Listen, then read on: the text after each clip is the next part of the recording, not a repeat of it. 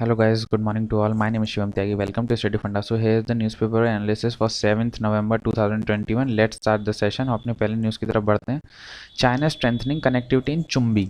ये क्या है? चाइना जो है चुम्बी क्या है? ये तो है एक वैली का नाम है. याद रखेंगे, एक वैली का नाम है जिसे हम बोलते हैं चुम्बी वैली. ये कहाँ पर है? ये बस यही पूछता है, चुम्बी वैली कहाँ है? तो सिक्किम और भूटान के बीच में. ये देखिए जो आप देख पा रहे हैं ना, इसे बोलते हैं चुम्बी वैली. तो यहाँ पे ये तो चाइना है अपना. ये इसे हम बोलेंगे इंडिया. इंडिया का पार्ट है सिक्किम और भूटान. तो वो मैक्सिमम सवाल बोलता है कि जो चुम्बी वैली हो किस किस नेशन के बीच में. तो बस आपको याद रखना है चाइना, इंडिया और भूटान के बीच में. Please remember.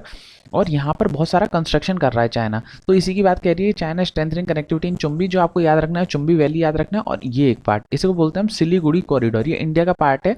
इसको हम चिकन स्नैक भी बोलते हैं. चिकन स्नैक भी बोलते हैं.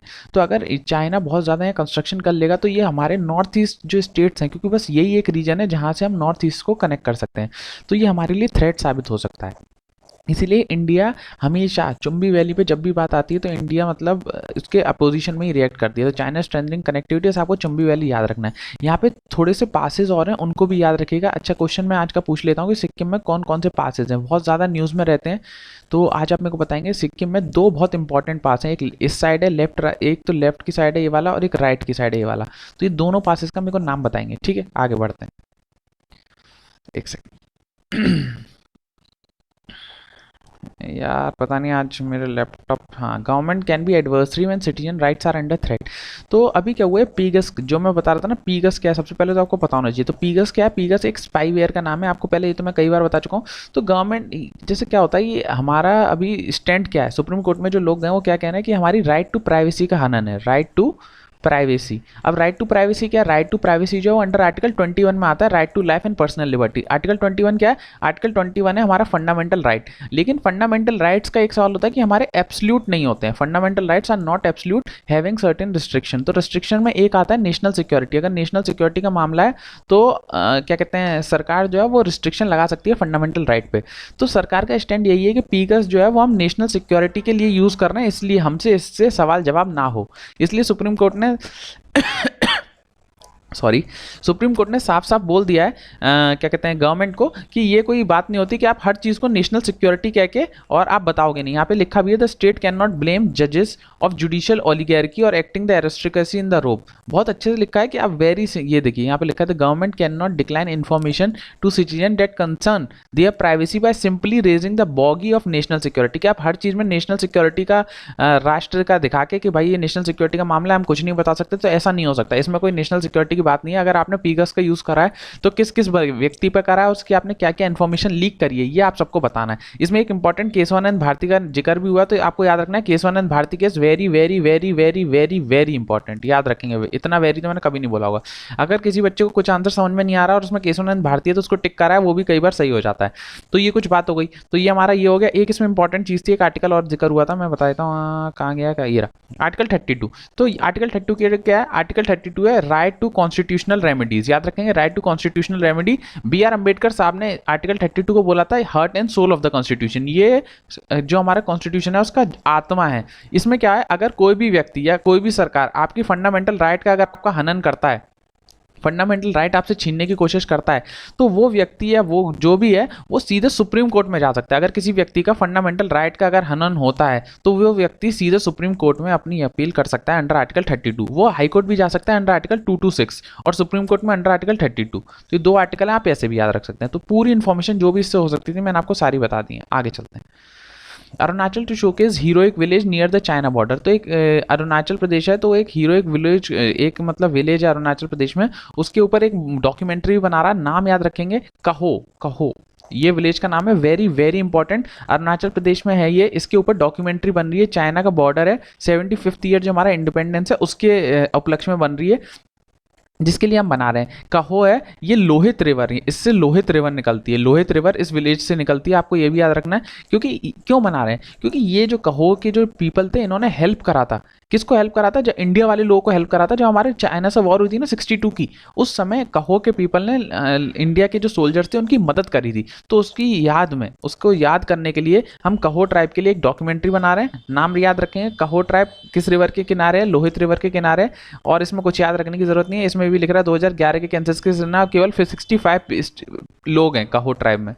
तो आपको बस इतना याद करने की जरूरत नहीं है, कहो पे डॉक्यूमेंट्री बन रही है, बस यही पूछेगा, कहो कहो कहो भाई कहो। ठीक है, आगे चलते हैं। तो कहो इन अरुणाचल प्रदेश, ठीक है। ये एक इंपॉर्टेंट चीज़ है, वेंडर ऑफ कांगड़ी। तो बस आपको ये पता होना चाहिए कांगड़ी किससे रिलेटेड। जैसे मैंने आपको बताया था ना गटका, गटका भी मैंने आपको बताया था कि पंजाब की मार्शल आर्ट है, ऐसी ही कांगड़ी।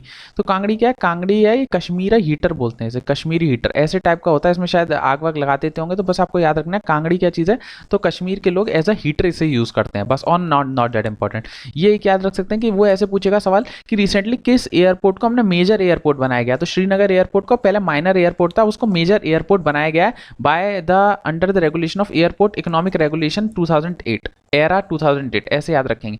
वो इतना नहीं पूछेगा, एक्ट का नाम नहीं पूछेगा, बस ये पूछता है रिसेंटली हमने किस एयरपोर्ट को मेजर एयरपोर्ट बनाया, तो उसका आंसर हो जाएगा श्रीनगर, और इससे कुछ भी नहीं पूछा जाएगा, नॉट दैट इंपॉर्टेंट। आगे चलते हैं। सॉरी यार, आज ऐसा थोड़ा स्लो स्लो चल रहा है मामला। The sun lights up aurora in high altitude countries. तो अरोरास क्या चीज़ है? अरोरास बहुत ज़्यादा इंपॉर्टेंट है, अरोरा से बहुत ज़्यादा सवाल भी हुए हैं। अरोरास मैं समझा देता हूँ, बहुत बच्चों को पता नहीं है, न्यूज़ इतना काम का नहीं है, मैं आपको अरोरा समझा देता हूँ। अरोरा क्या होता है? अरोरा मैं सबसे पहले बता दूँ, ये मैग्नेटोस्फेयर में होता है। मैग्नेटोस्फेयर, सबसे पहला सवाल तो यही बनता है, अरोरा फॉर्मेशन कहाँ होता है? मैग्नेटोस्फेयर में होता है। जो हमारी ट्रोपोस्फेयर, स्ट्रेटोस्फेयर ये आती है ना, इसमें मैग्नेटोस्फेयर में ये अरोरा फॉर्मेशन होता है। पहला सवाल तो ये होता है, क्या होता है कि सन से हमारी सोलर फ्लेयर्स निकलती हैं। सोलर फ्लेयर या इसको हम बोल सकते हैं इलेक्ट्रॉन या चार्ज पार्टिकल बोल सकते हैं, कि इलेक्ट्रॉन हमारे निकलते हैं। जब इलेक्ट्रॉन ये धरती पे आते हैं, तो धरती पे क्या है? धरती पे हमारी गैसेज हैं, यहाँ पे ऑक्सीजन भी है और नाइट्रोजन भी है, और अंडर मैग्नेटिक फील्ड होती है, क्योंकि यहाँ तो हमारी अर्थ की मैग्नेटिक फील्ड है। मैग्नेटिक फील्ड के अंदर हमारा एटमॉस्फेयर, जिसमें ऑक्सीजन भी प्रेजेंट है, नाइट्रोजन प्रेजेंट है। तो जब ये सोलर फ्लेयर या इलेक्ट्रॉन अर्थ की मैग्नेटिक फील्ड के अंदर एंट्री करती हैं, तो वो ऑक्सीजन और नाइट्रोजन के साथ इलेक्ट्रॉन अटैच हो जाते हैं। जैसे नाइट्रोजन के साथ एक इलेक्ट्रॉन आया, तो क्या करेगा? इलेक्ट्रॉन जो है अपना चार्ज जो है वो नाइट्रोजन को दे देगा। जब नाइट्रोजन को चार्ज मिल जाएगा, तो नाइट्रोजन जो वो एक्साइटेड करेगा।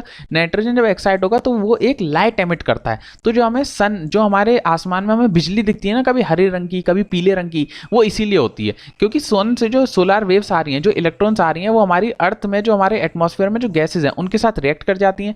जो वो गैस हैं वो फिर एक्साइटेड फॉर्म में आ जाती हैं। एक्साइट फॉर्म होती हैं तो वो एक तरह की लाइट एमिट करती हैं, लाइट एमिट करती हैं। ऑक्सीजन भी एमिट करती है, नाइट्रोजन भी एमिट करती है। डिफरेंट जो ऑक्सीजन है वो डिफरेंट तरह से लाइट रिएक्ट करती हैं। तो ये कुछ अरोरा के होता है। ये एक सवाल ये बन गया, मैंने आपको प्रोसेस समझा दी अरोरा कैसे कैसे फॉर्मेशन होता है। और जो मैं अरोरा के बारे में थोड़ी आपको जानकारी और देता हूँ, देखिए ये एक सवाल बनता है कि केवल ये नॉर्दर्न हेमिस्फीयर में होते हैं या केवल साउदर्न हेमिस्फीयर में होते हैं? नहीं, ये दोनों हेमिस्फीयर में होते हैं, नॉर्दर्न में भी होते हैं, साउदर्न में भी होते हैं। कहाँ होते हैं? एकदम हाई वाले रीजन में, या तो आर्कटिक पे होंगे या एंटार्क्टिक पे होंगे। याद रखेंगे, ये एकदम हाई एल्टीट्यूड्स पे अरोरा फॉर्मेशन होता है। मिडिल लैटिट्यूड्स पे थोड़ा बहुत होता है, लेकिन इक्वेटर पे बिल्कुल भी नहीं होता है। देखिए सबसे इंपॉर्टेंट चीज मैं फिर से बता रहा हूँ, अरोरा फॉर्मेशन जो होता है वो केवल हाई एल्टीट्यूड्स पे होता है। हाई एल्टीट्यूड्स वाले रीजन कैसे हुए? आर्कटिक और एंटार्क्टिक। मिडिल लैटिट्यूड्स पे थोड़ा बहुत होता है, लेकिन इक्वेटर पे बिल्कुल भी नहीं होता। ये वही सब चीजें आप वीडियो को पॉज करके यहाँ पढ़ सकते हैं, जो मैंने आपको वहाँ हिंदी में समझाया कि इलेक्ट्रॉन है वो एक्साइट हो जाते हैं, डिफरेंट टाइप के लोग डिफरेंट गैसेज निकालते हैं। ये किसी काम का नहीं है। दो तरीके के होते हैं, क्या कहते हैं, एक तो होता है अरोरा, अरोरा बोरोलिसिस, बोरोलिसिस। एक होता है अरोरा ऑस्ट्रोलिसिस। ये मैं क्यों बता रहा हूँ, यही पूछा जाता है। तो ऑरोरा बोरोलिसिस होता है नॉर्दर्न हेमिस्फीयर में, और ऑरोरा ऑस्ट्रेलिस होता है सदर्न हेमिस्फीयर में। ऑस्ट्रेलिस से ही आप समझ जाएंगे ऑस्ट्रेलिया, ऑस्ट्रेलिया कहाँ पर है? सदर्न हेमिस्फीयर में। तो ऑरोरा ऑस्ट्रेलिस कहाँ होगा? सदर्न हेमिस्फीयर में होगा। और ऑरोरा बोरोलिस कहाँ होगा? नॉर्दर्न हेमिस्फीयर में होते हैं। दो तरह के ऑरोरा फॉर्मेशन होते हैं। कहाँ होते हैं? मैग्नेटोस्फीयर में होते हैं। और इससे ज़्यादा याद करने की कोई जरूरत नहीं है, जो पूछा जाएगा मैंने आपको सब यहाँ बता दिया। ये रकम under the magnetosphere to bombard the atmosphere, oxygen nitrogen can emit enough light to eye detect, ये सब ये अपने किसी काम का नहीं, जो मैं याद था वो मैंने बता दिया। रिजर्वेशन ऑन कोटा, अभी क्या बात हो रही है इसमें? जो आपको याद करना है, कुछ याद करने की जरूरत नहीं है, सब बकवास लिखा है। बस एक ये, बस आप कम्युनिटी का नाम याद रखेंगे, वनियार। वो आपसे ये पूछेगा वनियार या कम्युनिटी कहाँ से रिलेटेड, तो याद रखेंगे वनियार जो है वो डिप्रेस्ड क्लास है। कहाँ की है? तो तमिलनाडु की। आपको बस ये याद रखना है, तमिलनाडु की डिप्रेस्ड क्लास का नाम है वनियार। इससे ज्यादा याद करने की जरूरत नहीं है। अभी क्या हुआ है, ये जो बात हो रही है क्या है कि वनियार को 10% रिजर्वेशन दे दिया, 10% रिजर्वेशन दे दिया तमिलनाडु गवर्नमेंट ने। तो इस चीज के लिए सुप्रीम कोर्ट में फैसला गया था। सुप्रीम कोर्ट ने इसको अनकॉन्स्टिट्यूशनल मान लिया कि ये गलत करा है। क्यों? तो आप आप चीज़ याद रखेंगे, अगर कोई आपने अगर आर्टिकल 14, 15, 16 अगर आपने अच्छे से पढ़ा है तो उसमें लिख रहा है स्टेट जो है वो पर्टिकुलर किसी कास्ट को रिजर्वेशन दे सकता है, किसी पर्टिकुलर कास्ट को रिजर्वेशन दे सकता है, लेकिन उसके लिए उसे क्या करना पड़ेगा, उसे ये देखना पड़ेगा कि वो जो क्लास है वो एक तो डिप्रेस क्लास हो, अगर आपने लक्ष्मीकांत पढ़ा है तो उसमें अच्छे से लिख रहा है, एक तो डिप्रेस क्लास हो, और दूसरा आपको क्वांटिफिएबल डेटा शो करना पड़ेगा, क्वांटिफिएबल डेटा शो करना पड़ेगा। तो इस केस में क्या हुआ है कि ये डिप्रेस क्लास तो है, ये मान रहे हैं 1 ईयर कम्युनिटी जो है वो डिप्रेस क्लास तो है, लेकिन इन्होंने जो तमिलनाडु गवर्नमेंट है उसने क्वांटिफिएबल डाटा को शो ही नहीं करा है, तो इसलिए और तरीके से अनकॉन्स्टिट्यूशन माना गया। दूसरा ये बैकवर्ड क्लास है, तो उसके लिए हमारा 102 कॉन्स्टिट्यूशन अमेंडमेंट हो तो गया, national commission of backward class, sorry, अरे यार आज थोड़ा आज आप उसमें मत आइएगा टेंशन में, क्योंकि आज मैं अपने दूसरे लैपटॉप पे बना रहा हूँ, मेरा एक लैपटॉप ख़राब हो गया, तो कोई बात नहीं। तो ये 102 कॉन्स्टिट्यूशन अमेंडमेंट एक्ट है, उसमें हमारा national commission of backward class का तो गठन हो ही गया है ना, तो अगर कोई भी किसी को भी अपनी बैकवर्ड क्लास स्टेट की शो करनी है तो उसमें प्रेसिडेंट ऑफ इंडिया का असेंट भी लगेगा, तो वो भी नहीं लिया गया, इसलिए इस 1 ईयर कम्युनिटी को जो तमिलनाडु ने रिजर्वेशन दिया है उसको अनकॉन्स्टिट्यूशनल घोषित कर दिया गया है। ठीक है, बस इतना याद करने की जरूरत नहीं है, और कुछ याद करने के नहीं है, आगे चलते हैं। ठीक है, how has RBI tweaked prompt corrective action norms from, ये पीसीए क्या होता है, पीसीए आपने कई बार सुना होगा, पीसीए फ्रेमवर्क बोलते हैं, पीसीए फ्रेमवर्क। देखिए आरबीआई जो है वो दो तरीके के टूल्स होते हैं, आरबीआई के पास दो तरह के टूल्स होते हैं, एक तो होते हैं क्वांटिटेटिव और एक होते हैं क्वालिटेटिव। तो क्वांटिटेटिव क्या होता है, सीआरआर और ये सब जो हम लोग पढ़ते हैं, सीआरआर, पीसीआर, और जो होता है वो क्या कहते हैं, cash reserve ratio, repo rate, reverse repo rate, ये सब जो होते हैं क्वांटिटेटिव होते हैं। क्वालिटेटिव क्या होते हैं, पीसीए वाले होते हैं। कुछ नहीं, मैं हिंदी में आपको बता देता हूँ ये क्या है पीसीए। जैसे अगर कोई बैंक जो है वो सही से काम नहीं करती है, मान के चलिए बैंक जो है बहुत ज़्यादा लोन दे देती है लोगों को, और उसके बहुत ज़्यादा लोन जो है वो एनपीए घोषित हो जाता है, नॉन परफॉर्मिंग एसेट, तो आरबीआई करती है, आरबीआई उस पर कर्व करती है कि आप ये गलत काम कर रहे हो, आपने अपने लोन इतने लोगों को दे दिए और आपके यहाँ कुछ धांधलेबाजी हो रही है, तो आरबीआई जो कर्व कर देती है, बैंक को रोक देती है। जैसे क्या करती है, उसकी डिविडेंड को रोक लेती है, अगर पहला रिस्क है। दूसरा रिस्क है तो उसके ब्रांच को नहीं बढ़ने देगी कि आप और ब्रांच नहीं डाल सकते, आपके खिलाफ रेगुलेटरी एक्शन होगा। तीसरा अगर रिस्क है तो बिल्कुल रेस्ट्रिक्शन ऑन डायरेक्टर फीस, सारे डिस्क्रिशनरी एक्शन जो भी ले सकती है आरबीआई लेगी। तो बस आपको पीसीए फ्रेमवर्क क्या याद रखना है, पीसीए फ्रेमवर्क ये है कि आरबीआई जो है वो एक्शन लेती है टुवर्ड बैंक्स अगर वो कुछ भी गलत काम करते हैं। गलत काम जैसे क्या है कि बहुत ज़्यादा एनपीए राइज हो गए, या आपकी टायर 1 कैपिटल बहुत ज़्यादा बढ़ गई है, या आपके यहाँ लीवरेज रेशियो ज़्यादा हो गया है, तो ये सारे अगर फ्रेमवर्क हैं, बस आपको इतना डिटेल में नहीं आना है, एक्चुअली सिविल सर्विस का पार्ट है, लेकिन अभी न्यूज़ में था पीसीए फ्रेमवर्क तो मैंने आपको समझा दिया।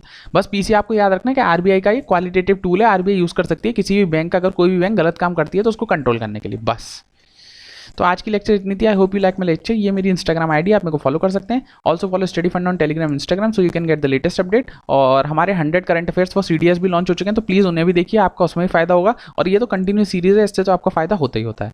सो पढ़ते रहिए, आगे बढ़ते रहिए, इसी तरह देश की सेवा करने में तत्पर रहिए। Take care, signing off today, bye bye.